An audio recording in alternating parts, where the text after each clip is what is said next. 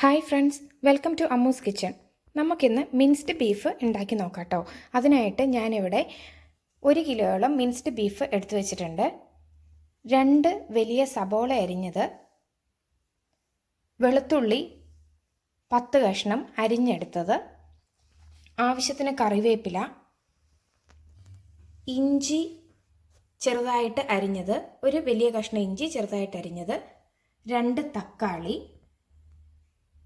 അതുപോലെ തന്നെ ആവശ്യത്തിനുള്ള masala, 1/4 teaspoon pepper powder, 1/4 teaspoon മഞ്ഞൾപ്പൊടി, 1 ടേബിൾ സ്പൂൺ മല്ലിപ്പൊടി, 2 ടേബിൾ സ്പൂൺ മുളക് പൊടി,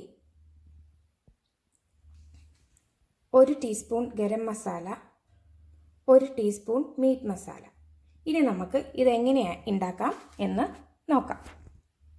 അതിനായിട്ട് ഞാനിവിടെ ഒരു പാൻ അടുപ്പത്ത് വെച്ചിട്ടുണ്ട്. അതിനകത്തേക്ക് ആവശ്യത്തിന് എണ്ണ ഒഴിച്ച് വെച്ചിട്ടുണ്ട്. ഇനി നമുക്ക് എണ്ണ ചൂടാകുമ്പോൾ ഇതിലോട്ട് സബോള ഇട്ട് കൊടുക്കാം.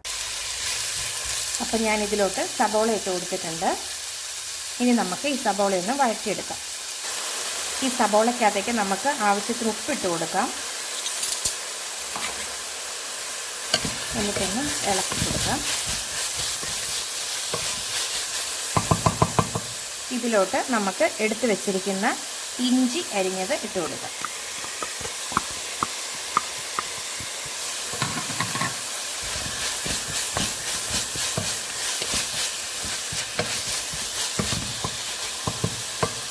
ഇനി നമുക്ക് ഇതിലോട്ട് വെളുത്തുള്ളി അരിഞ്ഞു വെച്ചിരിക്കുന്ന ഇട്ട് കൊടുക്കാം.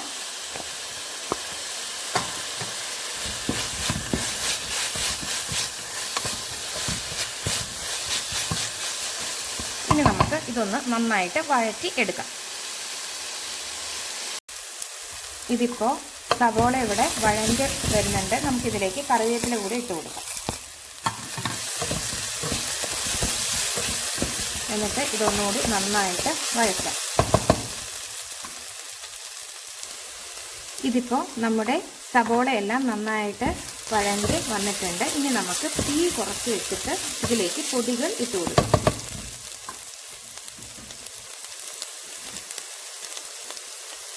1/4 ടീസ്പൂൺ മഞ്ഞൾപ്പൊടി എടുത്ത് വെച്ചിരിക്കുന്ന ഇട്ട് കൊടുക്കാം. എന്നിട്ട് ഒന്ന് ഇളക്കി കൊടുക്കാം.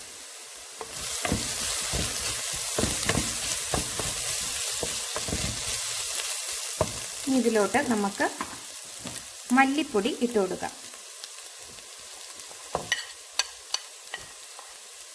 1 ടേബിൾ സ്പൂൺ മല്ലിപ്പൊടി.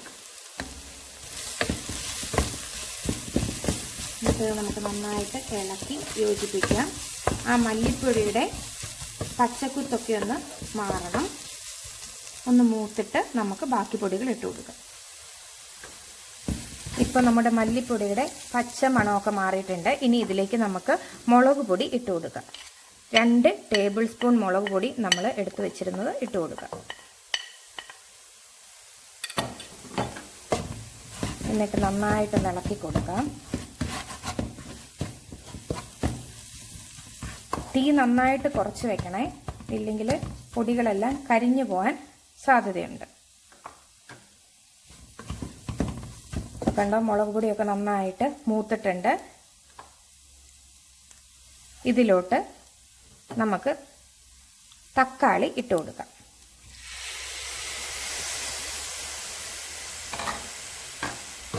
എന്നിട്ട് നമുക്കൊന്ന് ഇളക്കി കൊടുക്കാം.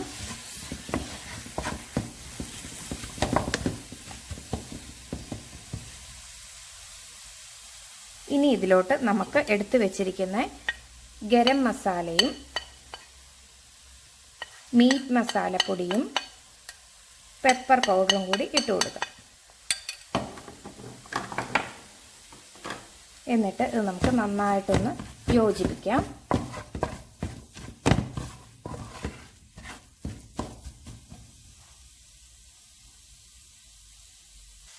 ഇതിലോട്ട് നമുക്ക് 1 ടേബിൾ സ്പൂൺ വെള്ളം ഒഴിച്ചു കൊടുക്കാം.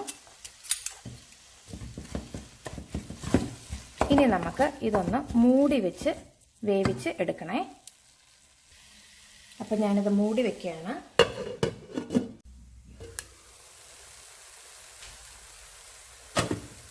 നമുക്കിതൊന്ന് തുറന്നു നോക്കാം. കണ്ടോ, ഇതിപ്പം എല്ലാം കൂടി നന്നായിട്ട് യോജിച്ചിട്ടുണ്ട്. തക്കാളിയൊക്കെ നന്നായിട്ട് യോജിച്ചിട്ടുണ്ട്. ഈ സമയത്ത് നമുക്ക് ഉപ്പ് നോക്കിയിട്ട് ആവശ്യത്തിന് ഉപ്പിട്ട് കൊടുക്കാം. ഉപ്പ് കുറവുണ്ട്, ഞാൻ സ്വല്പം ഉപ്പിട്ട് കൊടുക്കുകയാണ്. നിങ്ങളുടെ ആവശ്യാനുസരണം നിങ്ങൾക്ക് ഉപ്പിട്ട് കൊടുക്കാം. ഇനി നമുക്ക് ഇതിലോട്ട് എടുത്തു വെച്ചിരിക്കുന്ന നമ്മുടെ മിൻസ്ഡ് ബീഫ് ഇട്ട് കൊടുക്കാം.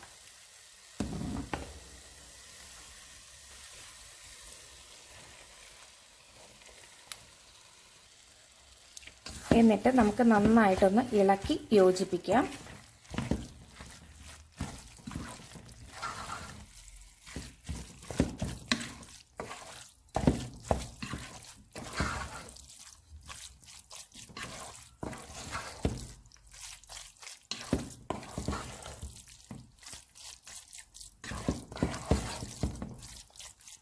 ഇതിപ്പോൾ ഞാനിവിടെ നന്നായിട്ട് ഇളക്കി യോജിപ്പിച്ചിട്ടുണ്ട്. ഇനി നമുക്കിതൊന്ന് മൂടി വെച്ച് വേവിക്കാം.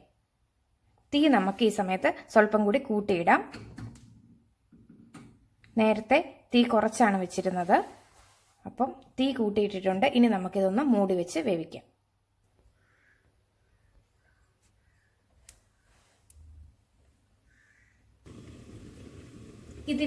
നമുക്കിതിനി ഒന്ന് തുറന്നു നോക്കാം. ഇതിപ്പോൾ 15 മിനിറ്റോളം കഴിഞ്ഞിട്ടുണ്ട് കേട്ടോ നമ്മളിത് വെച്ചിട്ട്.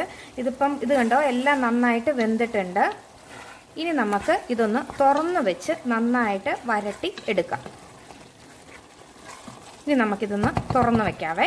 എന്നിട്ട് നമുക്കിത് നന്നായിട്ട് ഒന്ന് വെള്ളമൊക്കെ ഒന്ന് വറ്റിച്ചെടുക്കാം. ഇടയ്ക്ക് നമുക്കിതൊന്ന് ഇളക്കി കൊടുക്കണേ. നന്നായിട്ടൊന്ന് വറ്റി വരട്ടെ. തീ ഞാൻ കൂട്ടി തന്നെയാണ് ഇട്ടിരിക്കുന്നത്. നമ്മൾ ഇടയ്ക്കൊന്ന് ഇളക്കി കൊടുത്താൽ മതി.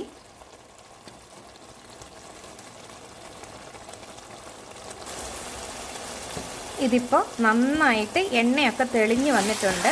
നമുക്ക് ഇനി ഇതിനകത്തേക്ക് 1 ടീസ്പൂൺ വിനാഗിരി ഒഴിച്ചു കൊടുക്കാം. വിനീഗർ.